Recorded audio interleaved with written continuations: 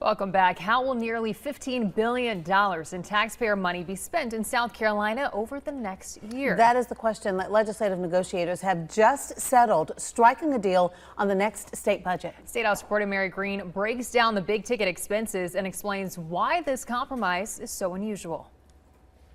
In previous years, budget negotiations here at the State House were marked by weeks of late nights and discussions that sometimes got contentious before a deal was struck. This year, that process was anything but, taking just 2 relatively quick days that both wrapped up before dinner time for negotiators to reach a deal.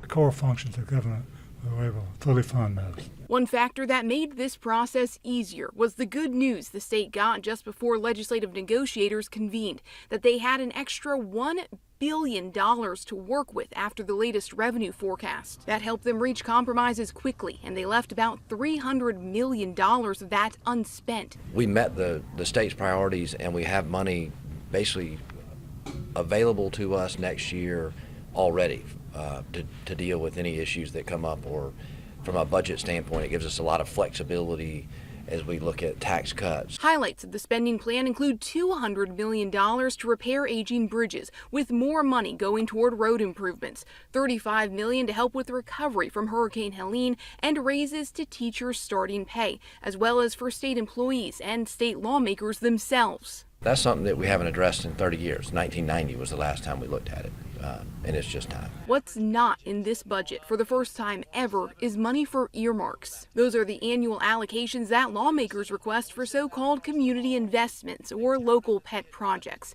and they usually add up to hundreds of millions of dollars. The chair of the Senate's Budget Writing Committee said this year they could spend money on earmarks or accelerate the state's planned income tax cut, and they opted for the tax cut. But it's something that needed to happen this year.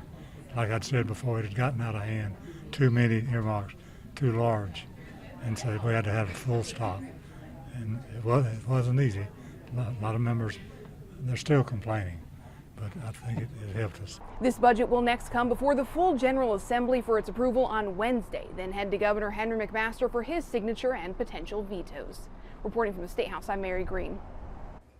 The state is on track for this budget to go into effect when the new fiscal year begins on July 1st.